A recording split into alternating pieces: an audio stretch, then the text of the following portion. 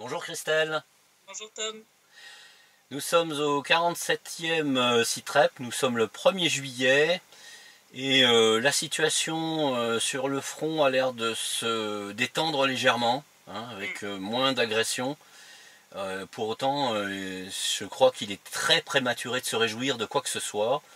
Et ce que tu vas nous dire sera une bonne illustration du fait qu'il faut se méfier quand des apparences ont l'air d'être meilleures, mais peuvent être aussi très trompeuses. Tout à fait.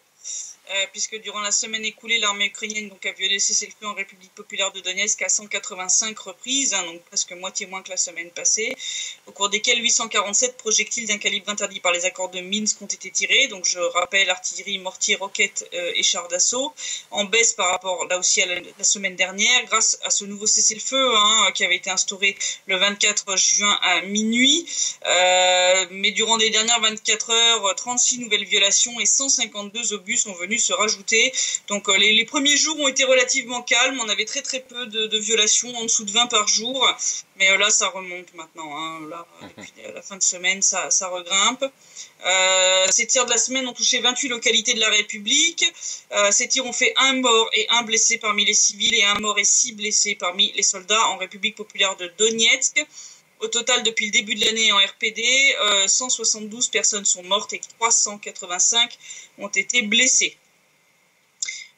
Ces bombardements ont endommagé 32 habitations, hein, donc on voit quand même que niveau de destruction, on n'est pas vraiment à zéro, hein, et détruit 7. Donc il y en a 7 qui ont été totalement rasés, hein, en République populaire de Donetsk. De plus, le gaz, l'eau et l'électricité ont été coupés dans les localités de Kouchaevsk, Vassilievka et Yasnoye. Et depuis ce matin, la station d'épuration de Donetsk est privée de courant suite à des tirs de l'armée ukrainienne qui ont endommagé les lignes électriques qui l'alimentent. Donc, on part pour un tour avec la station d'épuration. Les localités les plus touchées ont été les districts de Petrovski, Kievski et Kuibishevski à Donetsk, ainsi que les localités de Kruda, Yabalka, Alexandrovka, Gorlovka et Vassilievka. L'OSCE qui a été visiter les entrepôts de stockage des armes lourdes de l'armée ukrainienne a enregistré l'absence de 28 pièces d'armement lourd, 12 obusiers D20 de 152 mm, un obusier Gvozdika de 122 mm, 12 obusiers automoteurs Akatia de 152 mm et 3 canons anti-chars Rapira de 100 mm. Jeudi, à environ 16h30, on a eu une tentative d'attaque de l'armée ukrainienne. 2 détachements ont fait une tentative infructueuse de prendre les positions de la RPD près de Vassilievka. Après, bien entendu, une préparation d'artillerie est soutenue par des véhicules blindés. Donc l'armée de la RPD a dû ouvrir le feu en retour pour repousser l'attaque. Ils ont détruit les véhicules de combat d'infanterie, les véhicules de transport de troupes blindées qui servaient à couvrir l'infanterie. L'armée ukrainienne a subi de lourdes pertes avec 5 soldats tués et 11 blessés. C'est lors de cette attaque que qu'est mort un des soldats de la RPD et que 5 ont été blessés. Donc c'est à cause de cette attaque qu'on a eu des pertes aussi lourdes cette semaine parmi les soldats, malgré le nouveau cessez-le-feu. On peut voir le cessez-le-feu. Ouais. Voilà. Et puis surtout hier, des unités de reconnaissance de la République populaire de Donetsk ont détecté un convoi de chars d'assaut ukrainiens se dirigeant vers la localité de Peski depuis celle de Tonenkoye, près de Donetsk. Sur un déploiement de blindés qui a eu lieu le lendemain, à peine après cette attaque de Vassilievka, on fait craindre bien entendu une nouvelle provocation ou une nouvelle tentative d'attaque de l'armée ukrainienne dans les jours à venir.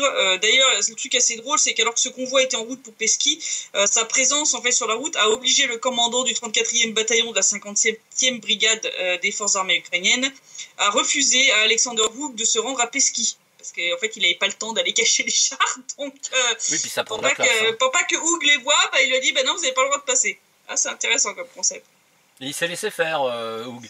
Ah, écoute, oui.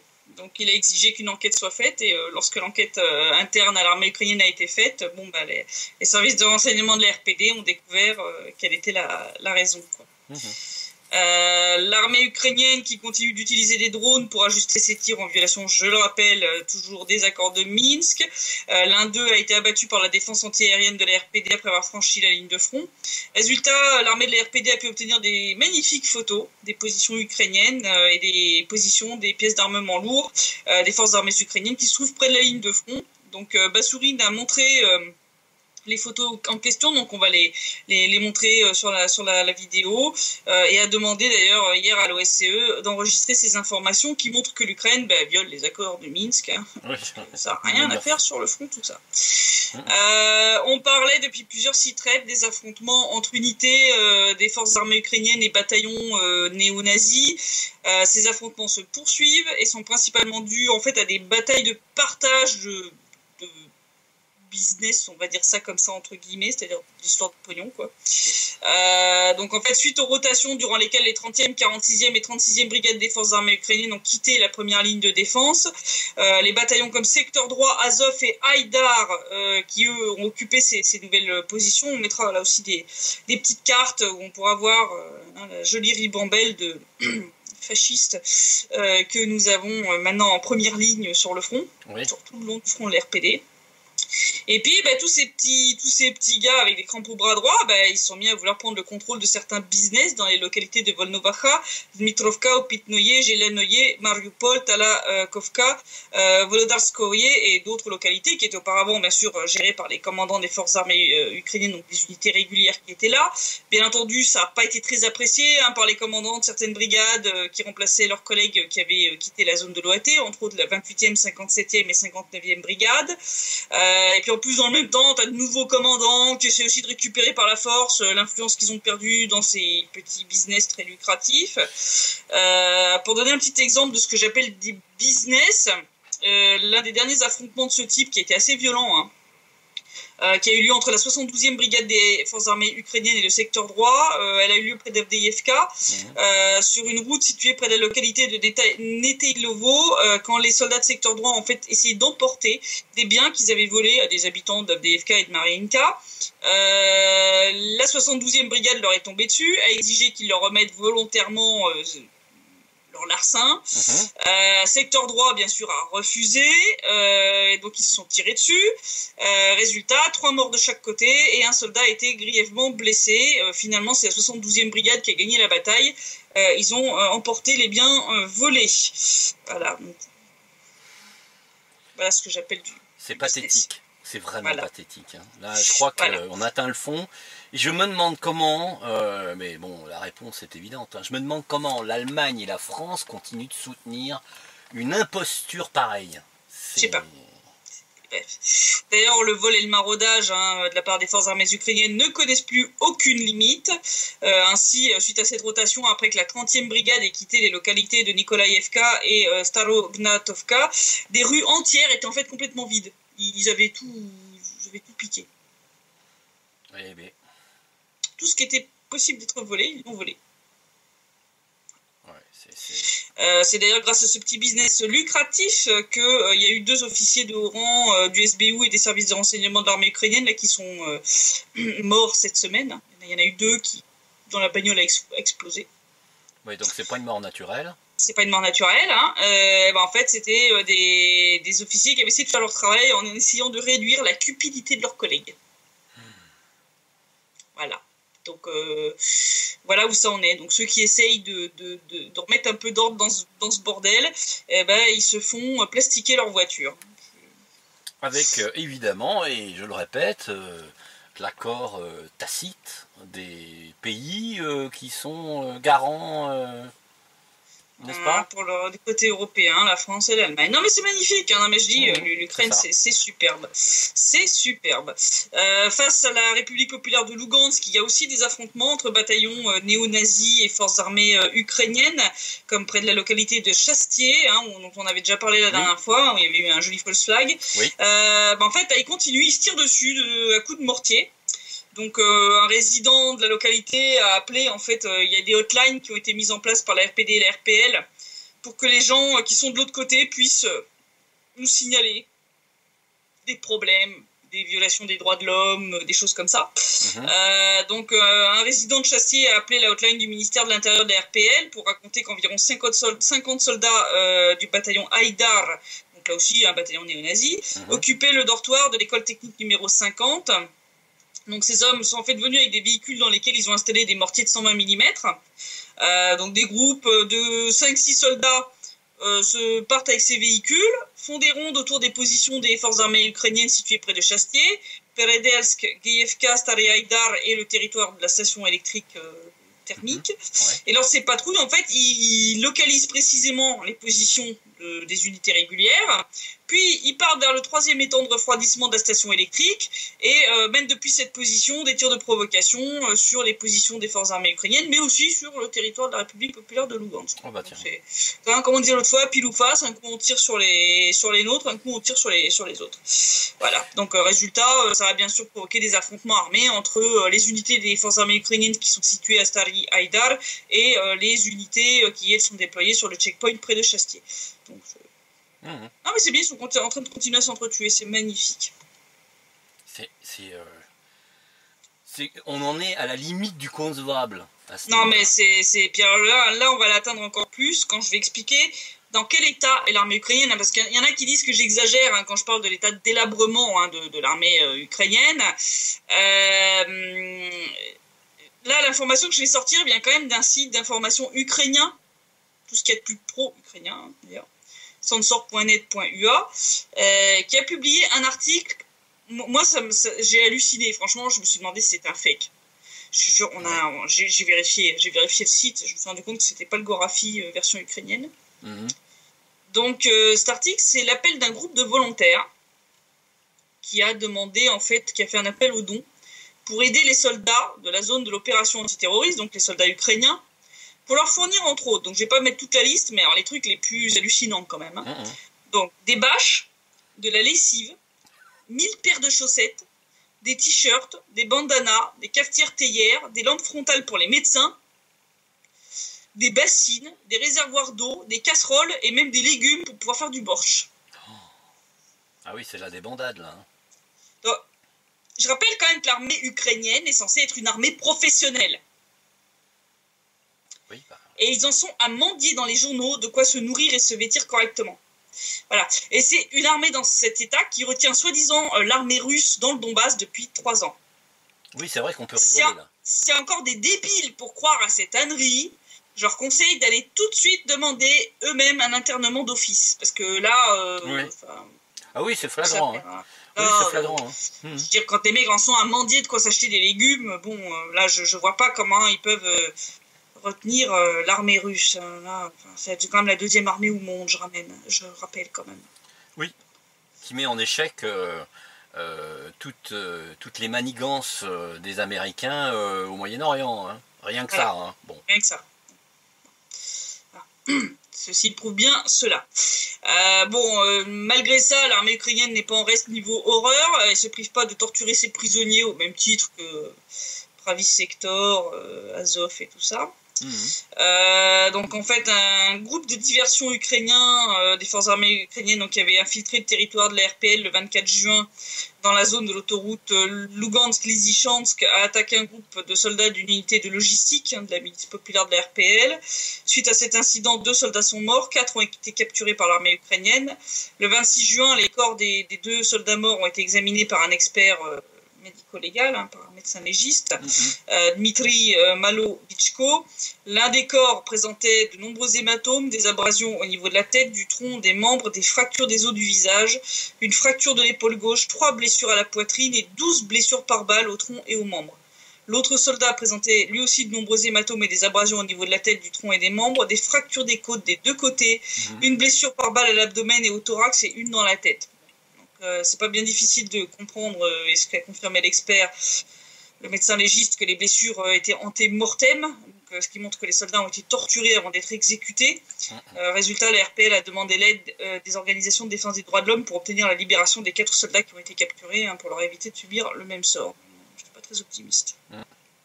Oui, il y a des chances que malheureusement ils aient fini aussi, comme nombre de soldats des républiques, même de civils, qui sont portés disparus, civils qui ont été capturés, beaucoup. Et qui n'ont jamais fait l'objet d'un échange avec les prisonniers détenus par les républiques. Hein. Ça c'est clair. Au rayon horreur, c'est magnifique quand même l'Ukraine parce qu'ils sont magiques. Hein. On n'a même pas besoin de les accuser. Ils fournissent eux-mêmes. Ils fournissent les aveux. Ouais. Il faut savoir que là, ça concerne en fait la mort de Motorola. C'est un député ukrainien néo-nazi, Igor Mossichuk. Donc c'est celui qui est énorme. C'est le député là qui fait 150 kilos là, qui apparaît des fois. Franchement, il est grandiose celui-là. Les trucs qu'il te sort, c'est extraordinaire. Donc c'est ce charmant monsieur qui a reconnu sur la chaîne ukrainienne 112, hein, donc de nouveau pas vraiment un pro-russe, hein, que c'est bien l'Ukraine qui a organisé et réalisé l'explosion de l'ascenseur dans lequel le commandant Motorola est mort le 16 octobre 2016. Il a même d'ailleurs déclaré connaître le nom de celui qui avait exécuté l'ordre de liquider Arsène Pavlov. Donc je vais le citer in extenso. Je déclare que je sais de manière sûre, je ne peux pas donner les noms, que Motorola a été liquidé par des Ukrainiens et que le Kremlin n'a rien à voir avec ça. Je l'ai déjà déclaré plusieurs fois qu'il avait été liquidé par les Ukrainiens de manière évidente. Je ne peux pas donner les noms. Voilà. Ouais. Ceux qui parlaient de règlement de compte à OK Corral, vous pouvez remballer vos conneries. Les mecs, on n'a même pas besoin de les accuser. Ils se mettent le panneau guilty, coupable sur la tête. Eh bien, c'est magnifique. Celle-là, il faudra la garder comme archive pour le tribunal pénal. Je pense que ce sera pas la seule. Hein, et puis. Ouais. Je crois qu'il va falloir un paquet de disques durs pour stocker tous les aveux de ces gens-là. Ouais. C'est clair. Que, si on regarde la situation politique, les accords de Minsk, les accords de Minsk sont toujours au point mort. Après la rencontre entre Poroshenko et Macron, il y a eu l'émergence d'une idée de formule Macron qui succéderait à la défunte formule Steinmeier. Mais enfin bon, ça n'a pas vraiment suscité l'enthousiasme en République populaire de Donetsk. Zakharchenko a commenté ce énième délire. Je cite, « Je pense que cela est absolument inutile. Tout ce qui est nécessaire est inscrit dans les accords de Minsk. L'ensemble, le paquet de mesures et toutes les conditions du règlement du conflit. J'estime qu'il est inapproprié d'inventer quelque chose de nouveau. Les perspectives sont nulles. » Voilà. Il n'y a pas besoin de traduction là, voilà. Du sens des mots utilisés par le chef de l'État. Voilà. Donc pour lui, seul un changement de gouvernement à Kiev pourrait faire changer la situation, car actuellement la RPD et la RPL n'ont personne de correct avec qui négocier comme il faut. En gros, tous ceux qu'on leur envoie, c'est des débiles. Donc Macron peut aller se rhabiller, le rôle de Superman, c'est définitivement pas pour lui. Hein. Oui, il s'attend, il devrait s'attendre normalement à peu près la même situation en Libye. Parce qu'il y a un sommet qui doit s'organiser dans le mois là, au mois de juillet, et c'est déjà c'est du même acabit. Normalement, ça devrait avoir le même résultat, c'est-à-dire absolument nul, sans aucun effet. C'est ça. Si on regarde maintenant, situation, on va dire, position internationale de la RPD et de la RPL, hier a eu lieu à Rostov la 3e réunion du comité d'intégration Russie-Donbass dont on avait déjà parlé. Donc cette fois ça a eu lieu de nouveau en Russie. Donc Zakharchenko et Plotnitsky, les deux chefs de l'État de la RPD et de la RPL, étaient sur place. Avant la réunion, Alexandre Zakharchenko est allé s'entretenir avec des étudiants du Donbass qui ont choisi d'aller étudier à Rostov en Russie. La veille, un accord de coopération concernant la poste et les communications a été signé entre la RPD et l'Ossétie du Sud. Donc on en avait dit que de nouveaux accords étaient dans les tuyaux, et ben voilà, ça commence à arriver. Et en début de semaine a eu lieu l'ouverture officielle du centre représentatif de la République populaire de Donetsk en France, à Marseille, et la signature de l'accord a eu lieu à Donetsk entre les politiciens français qui se sont lancés dans cette initiative et le ministère des Affaires étrangères de la RPD. On a appris par contre, avec pas mal de colère, que le centre représentatif de la République tchèque a par contre été fermé cette semaine aussi, suite à de nombreuses pressions de la part de l'Ukraine sur l'État tchèque. Donc je pense que les autres centres représentatif risque de subir le même sort. Je pense en particulier à celui de Marseille. Je pense que c'est même l'ouverture m'apparaissait prématurée de ce point de vue, parce que Macron a très monté. Macron est plutôt pour Poroshenko et les USA, donc c'est clair que à mon avis ça va subir le même sort. L'autre truc qui a été assez étrange, ça a été une vidéo qui vient de Crimée. Dans un camp pour enfants. Donc c'est un camp pour enfants, mais lors d'une cérémonie en fait de changement on va dire de groupe d'enfants qui venaient dans ce camp d'été, le camp Artek, donc qui est une espèce de gouvernement des enfants, qui est organisé en Russie. Il y a eu un truc assez étrange. Il y a eu une cérémonie et Vladimir Poutine participait à la cérémonie. Sa visite en Crimée, là, qui a déclenché l'hystérie de Kiev.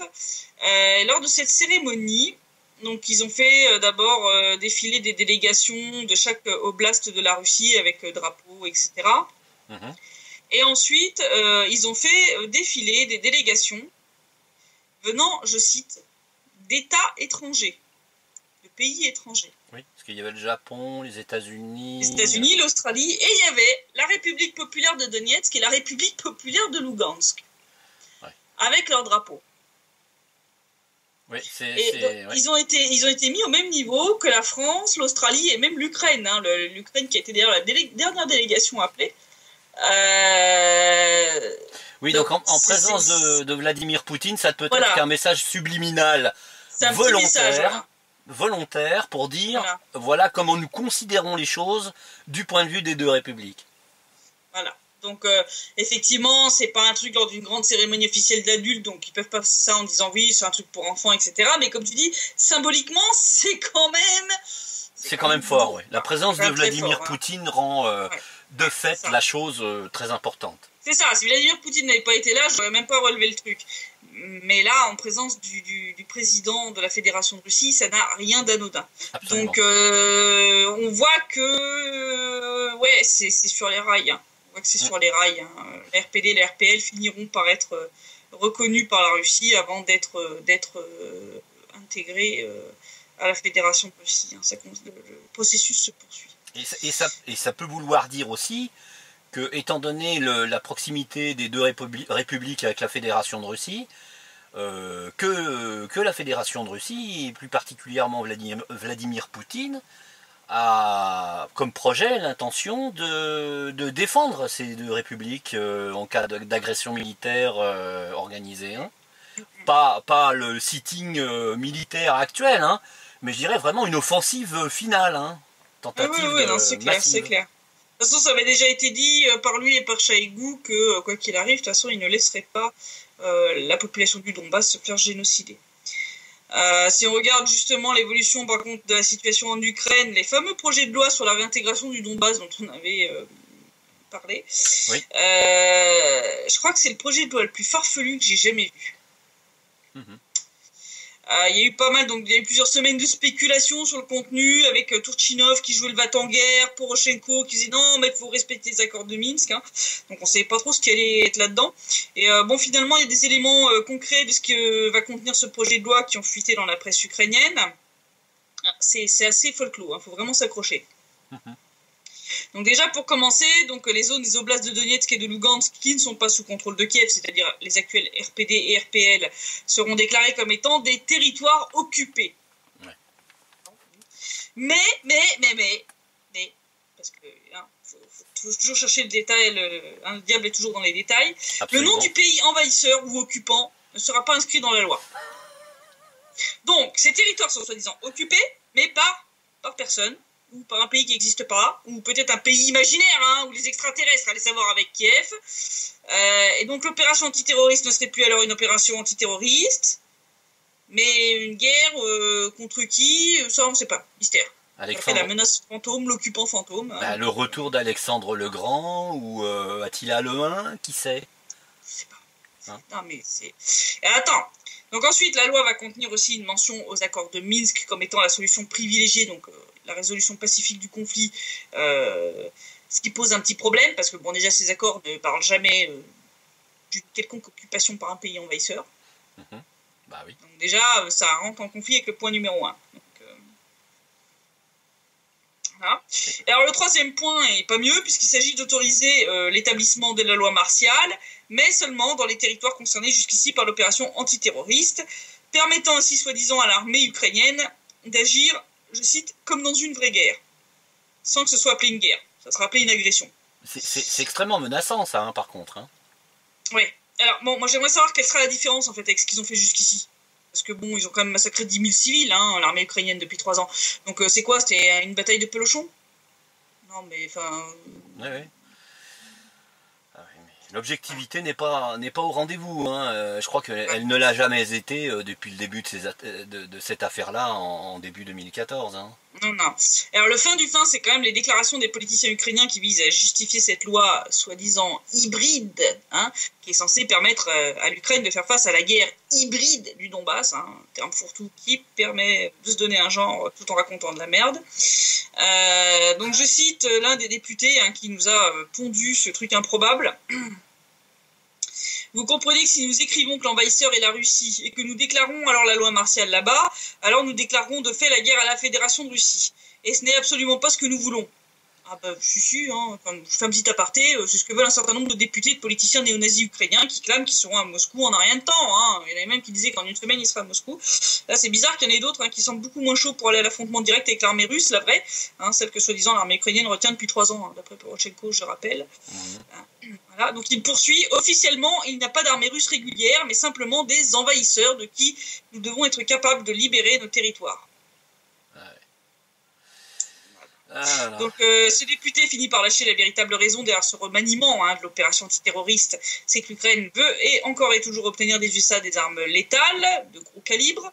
Donc je le cite encore, maintenant nous nous sommes mis d'accord avec les États-Unis, ils sont en principe prêts à nous fournir des armes létales, mais ils disent écoutez, comment pouvons-nous vous fournir des javelines si vous menez une opération antiterroriste? Effectivement c'est pas très logique. Oui, mais là encore c'est très dangereux parce que ça veut dire que Washington incite l'Ukraine a changé le statut de la situation dans le Donbass pour en faire possiblement une agression militaire finale. C'est-à-dire que là c'est encore une fois, c'est des indices extrêmement inquiétants.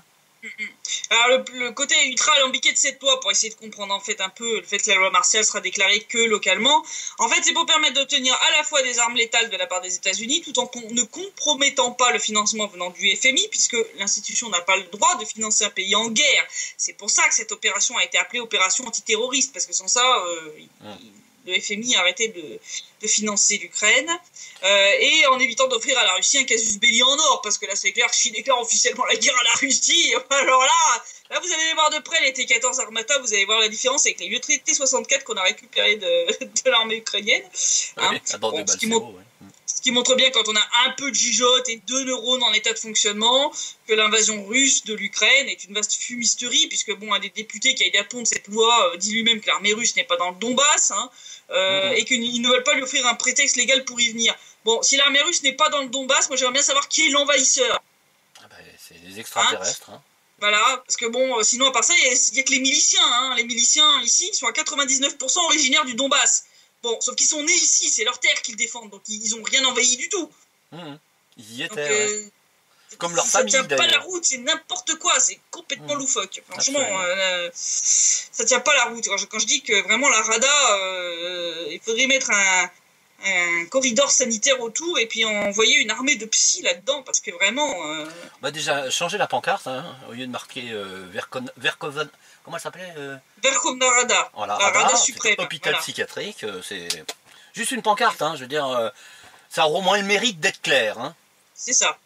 Et puis, dans la lignée des déclarations et autres délires complètement tarés de certains officiels, la situation risque de devenir de plus en plus tendue vis-à-vis de l'église orthodoxe ukrainienne qui dépend du patriarcat de Moscou. Donc je rappelle, on a déjà parlé qu'il y avait des tensions avec des appels de certains nationalistes à saisir, à réquisitionner par la force les églises qui dépendent du patriarcat de Moscou, puisqu'il faut savoir qu'il y a 2 églises orthodoxes en Ukraine, celle qui dépend du patriarcat de Moscou, celle qui dépend du patriarcat de Kiev. Celle qui dépend du patriarcat de Kiev n'est reconnue par aucune autre église orthodoxe, aucune. Donc elle est complètement hérétique, quoi.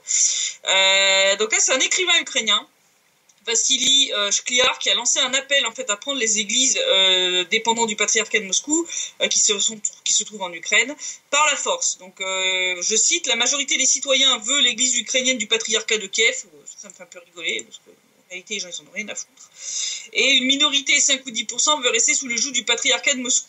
Et cette force de Moscou est plus agressive que les Ukrainiens. Les Ukrainiens sont humbles, ils croient que la vérité va gagner et que tout sera comme cela doit être. Ils attendent que la vérité gagne et cela ils n'attendront pas. Ils viendront, prendront les clés et diront que l'Église leur appartient. C'est pourquoi il est important que la communauté prenne cela en main sans attendre les ordres. Tout ce qu'ils doivent faire, c'est s'adresser à la police ou au conseil municipal. Si personne ne les écoute, ils doivent faire ce qu'ils ont à faire de leur propre chef si le gouvernement n'écoute pas. Donc en gros, il appelle des citoyens à envahir et prendre de force des églises. Bon, ça s'appelle un appel à la haine interethnique, interreligieuse. Hein. Ouais. J'aimerais bien que la LICRA se réveille là-dessus. Faut rappeler que ce charmant monsieur a reçu le prix Shevchenko pour son roman xénophobe et antisémite Corbeau Noir. Ça en dit long quand même. Oh, c'est merveilleux. Ah, ils battent des records, ces Ukrainiens, de ce point de vue. Ouais, mais j'aimerais bien qu'ils arrêtent de creuser à un moment, parce que moi, je trouve ça affligeant. Pendant ce temps-là, à Kiev, on en a deux. Hein, un du Premier ministre ukrainien, M. Groysman, qui nous a sorti quand même un morceau d'anthologie en se glorifiant sur son Facebook de la hausse de 20,4% du salaire moyen en Ukraine en un an, en poursuivant qu'il a dit que l'économie ukrainienne se redressait. Bon, il a oublié de regarder le reste, c'est-à-dire que oui, certes, le salaire moyen, déjà c'est le salaire moyen qui a augmenté, mais enfin les arriérés de paiement de salaire ont augmenté aussi. Ah oui, non, et dans des proportions assez importantes. En plus, ce salaire moyen n'est calculé que pour les entreprises de plus de 10 employés. Donc, je pense pas forcément que ça reflète bien l'état réel de l'économie ukrainienne.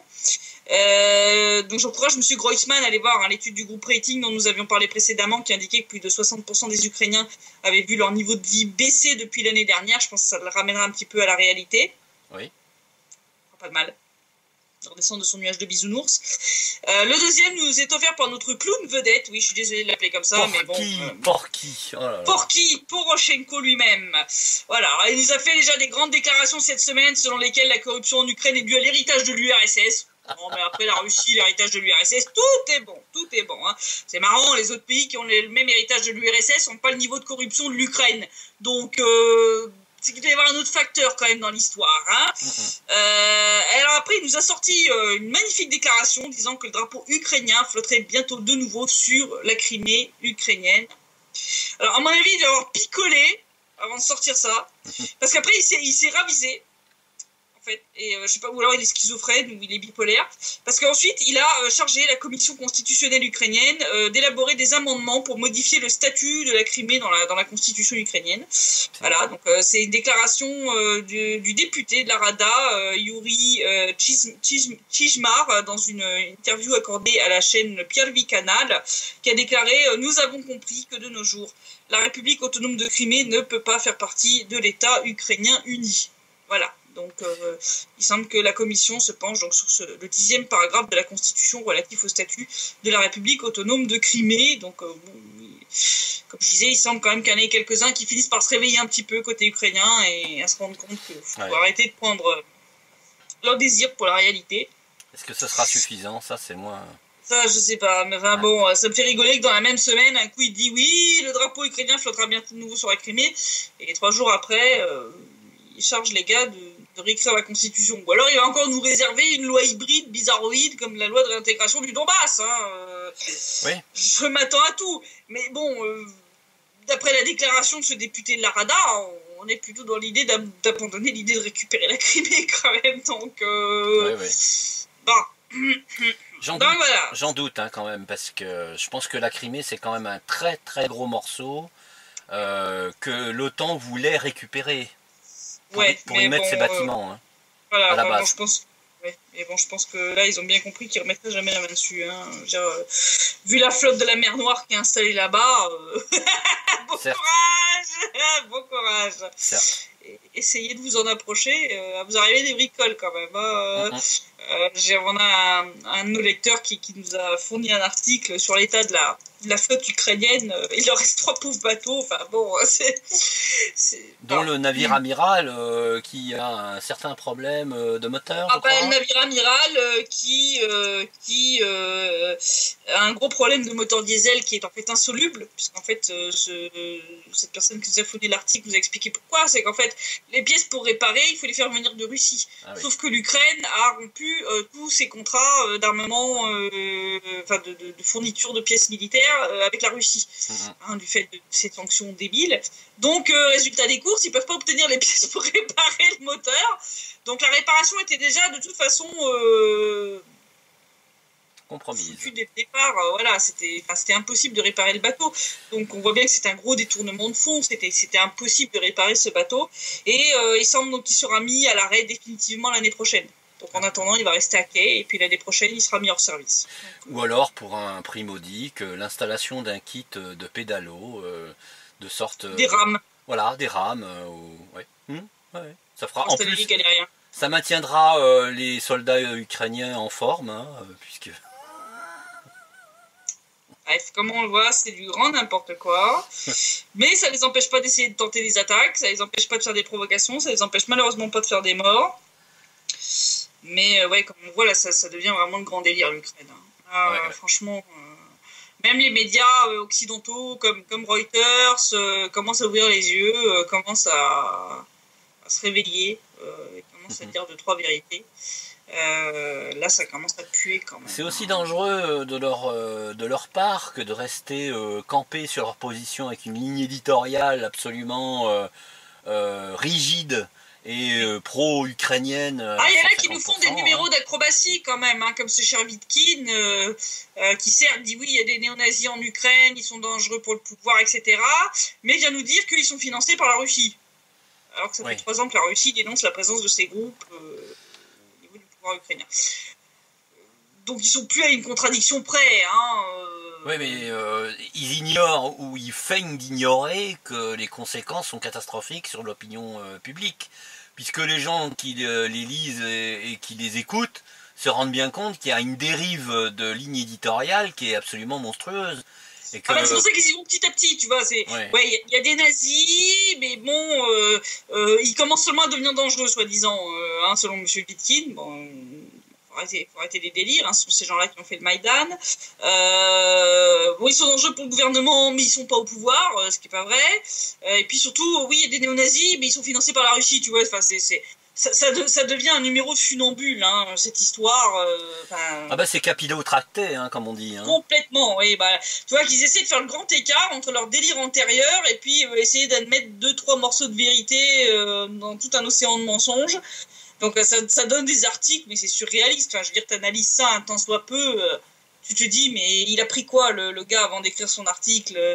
C'est de la bonne, quoi. C'est de la bonne. Je veux dire, Mais bientôt, peut-être qu'ils se sentiront obligés de dire exactement ce qu'on dit depuis 1 an, et toi encore plus longtemps.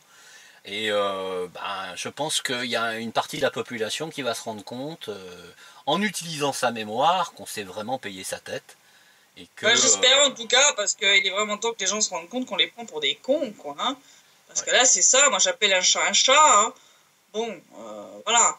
Donc s'il y en a qui sont maso, qui aiment bien se la faire mettre avec ou sans vaseline, c'est leur problème. Mais je pense que la plupart des gens sont pas très d'accord quand même pour se faire mettre à l'envers.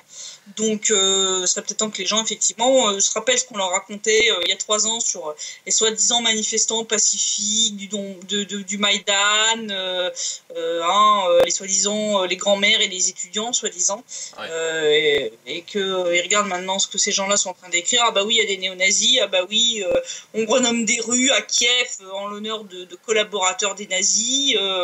Ça y est, ils commencent tous à se réveiller d'un seul coup. Allô. Je rappelle que même les médias israéliens avaient été bien plus rapides à dénoncer tout ça. Faut quand même, je pense que ce serait bien que nos auditeurs aient regardé 2-3 éditions, entre autres de Haaretz, où il avait souligné quand même les accointances du gouvernement ukrainien post-Maïdan avec des groupuscules néo-nazis. Et d'ailleurs, les alertes de la communauté juive ukrainienne n'a pas franchement fait sourciller BHL et compagnie.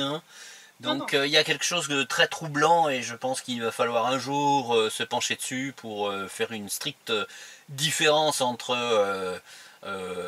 les juifs du quotidien et puis les juifs de base, je dirais, et puis ces gens... Ces personnages publics qui sont campés sur leur position pro-sioniste. Et puis surtout des gens comme Kolomoïski, qui est juif et qui finance le régiment Azov. Et le régiment Azov, c'est pas des nationalistes, c'est des mecs qui ont des crampes au bras droit, c'est des néo-nazis quand même. Hein. Ils ont quand même le sigle de la Waffen-SS das Reich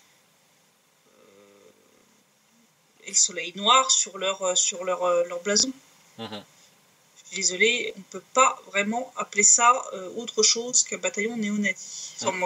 Sans parler de toutes les photos où ces gens-là ont bras droit bien tendu, avec drapeau nazi, portrait de tonton Adolphe.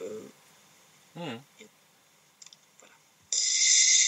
Donc pour le moment, on a gagné un peu de temps, on a épargné peut-être quelques vies grâce à ce nouveau cessez-le-feu, mais bon, on revoit de nouveau une augmentation. Là je dis on était à 36 violations aujourd'hui, 44 durant les 24 heures précédentes, donc on voit que ça remonte quoi. Ça remonte, donc ça n'aura pas tenu très très longtemps, mais il fallait le tenter. Donc on va voir comment la situation évolue. Je rappelle pour ceux de nos auditeurs qui veulent aider la population du Donbass, on a toujours plusieurs projets pour lesquels les appels aux dons sont toujours ouverts, donc n'hésitez pas à me contacter par email. Voilà, les gens du Donbass ont toujours besoin d'aide, hein. On a toujours des gens dont les maisons sont détruites, endommagées, on a besoin d'aider à réparer, aider des personnes à se payer des médicaments, des familles simplement à pouvoir nourrir leurs enfants. Donc voilà, toute aide est bonne à prendre, même 5 ou 10 euros. Donc n'hésitez pas, contactez-moi par email pour obtenir les modalités de transfert des fonds. Voilà. Avec ton adresse email au bas de l'écran. Au bas de l'écran, et donc je vous dis à la semaine prochaine, en espérant que les chars qui sont stationnés à Pesky ne vont pas nous réserver une mauvaise surprise dans la semaine qui vient. Voilà. Ok. Bon, en tout cas, voilà. merci, donc, merci Christelle, merci de ton travail, encore une fois et toujours. À bientôt, samedi prochain, samedi prochain, j'espère. Hein. Je croise les doigts. Voilà. À bientôt. Merci. Allez, à bientôt. Au revoir. De rien. Ciao.